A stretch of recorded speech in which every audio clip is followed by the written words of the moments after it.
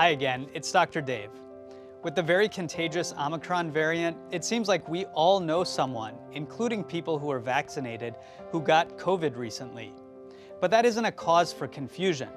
If you are vaccinated, you've taken the most important step to protect yourself from severe disease.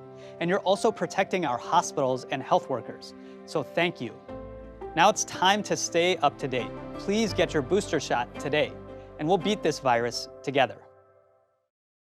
본 프로그램은 호랑이의 해 2022년 범상치 않은 한 해, 범상치 않은 미래를 위해 함께 뛰겠습니다. 희망을 설계하는 전문가들의 은행, 뱅크 오브 호프가 지원합니다. 현대자동차 미국 판매법인은 1월 미국 시장 판매량이 역대 최다를 기록했다고 밝혔습니다.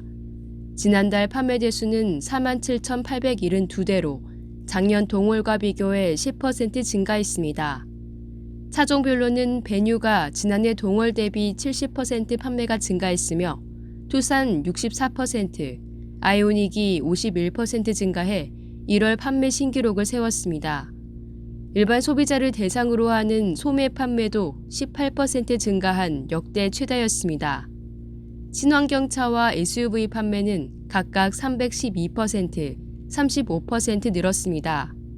랜디 파커 수석 부사장은 코로나19 사태와 반도체 칩 부족에도 현대차 라인업에 대한 소비자들의 높은 관심 덕분에 1월 판매 신기록을 세웠다고 말했습니다. 기아는 지난달에 판매량은 감소했지만 SUV인 1호를 포함해 1월의 전기차 판매 대수는 신기록을 달성했다고 말했습니다. 유가 급등에 힘입어 미국의 거대 석유 기업들이 막대한 돈을 벌어들인 것으로 나타났습니다.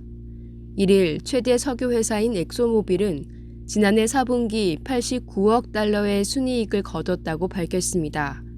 이는 2014년 이후 7년 만에 가장 좋은 분기 실적입니다. 앞서 지난주 실적을 발표한 셰브론도 2021년 156억 달러의 순이익으로 지난 2014년 이후 7년 만에 최고치를 기록했습니다. 월스트리트저널은 미국뿐 아니라 쉘, BP 등 유럽의 거대 석유 기업들도 조만간 기록적인 실적을 발표할 전망이라고 예상했습니다. 석유 기업들의 실적 잔치는 코로나19 사태 초기 움츠러들었던 수요가 지난해 백신 보급과 경제활동 정상화에 힘입어 대유행 이전 수준으로 거의 회복하면서 유가가 급등한 덕분입니다. 소니 인터액티브 엔터테인먼트가 게임 개발업체 번지를 36억 달러에 인수했습니다. 이 회사는 마이크로소프트 엑스박스용 게임 중 최대 히트작 중 하나인 헤일로를 개발한 업체입니다. 소니의 요시다 게니치로 최고 경영자는 성명을 통해 번지는 세계에서 가장 사랑받는 비디오 게임을 개발한 업체라고 평가했습니다. 번지는 향후 소니 산하에서 독립회사로 운영되면서 인기 게임인 데스티니 후속작 개발에 집중할 것으로 알려졌습니다. 이로써 블리자드를 인수한 마이크로소프트와의 소니의 경쟁이 가열될 것으로 보입니다. 디즈니 애니메이션 엔칸토 마법의 세계에 수록된 오리지널 사운드 트랙이 빌보드 싱글 차트 1위에 올랐습니다. 엔칸토 수록곡 입에 담지마 브루노가 빌보드 핫 100 정상을 차지한 것입니다. 디즈니 노래가 1위에 오른 것은 1993년 알라딘 OST A Whole New World 이후 29년 만입니다. 브루노는 2014년 전 세계적으로 인기를 누렸던 겨울왕국 주제곡 레디고 기록도 뛰어넘었습니다. 브루노는 해밀턴 등 브로드웨이 인기 뮤지컬을 창작해 천재 예술가로 불리우는 린 마누엘 미란다가 작곡했습니다.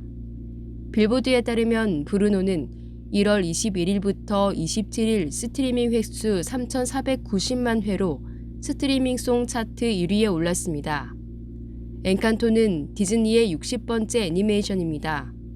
콜롬비아를 배경으로 마법의 힘을 가진 가족과 유일하게 초능력이 없는 소녀 미라벨의 이야기를 담았습니다.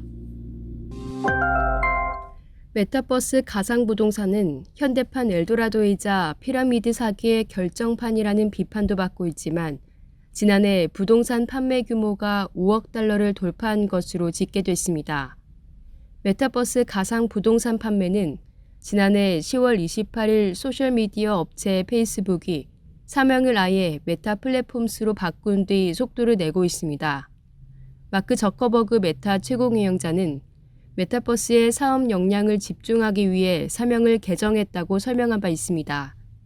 메타 사명 개정 직후인 지난해 11월 메타버스의 가상 부동산 판매 규모는 9배 가까이 폭증해 1억 3,300만 달러에 이르렀습니다. 또 올 1월에 가상 부동산 판매 규모는 8,500만 달러를 기록해 지난해 1월에 비해 10배 넘게 폭등했습니다.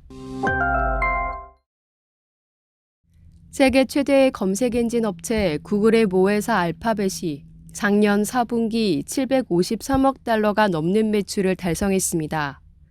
알파벳은 뉴욕 증시 마감 이후 이러한 내용의 분기 실적을 발표했습니다.